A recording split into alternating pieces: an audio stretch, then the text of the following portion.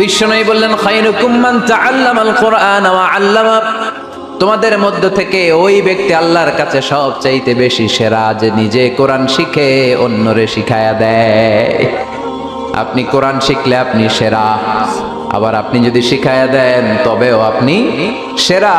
এজন্য কোরআন শিখানোর চেয়ে শ্রেষ্ঠ কাজ হয় না। আপনি যদি কাউরে শুধু সূরা ফাতিহাটা শিখান, কোন সূরা, ওই লোক যতবার জীবনে সূরা ফাতিহা পড়বে তার একটা পার্সেন্টেজ সওয়াব আমলনামায় আপনার আছে না নাই?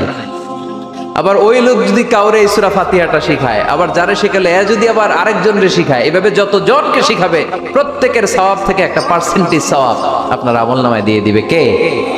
এজন্য কোরআন শিখবো, শিখাবো, শিখবো, শিখাবো। যারা কোরআন জানি না কোরআন জেনে মরবো, no excuse will be granted that day. সেদিন কোনো অজুহাত আল্লাহ গ্রহণ করবে না। সব পারো, কোরআন পারো না কেন? সবই তো পারো। হিন্দিতে কথা বলতে পারো, ইংরেজিতে কথা বলতে পারো, কোরআন পারলা না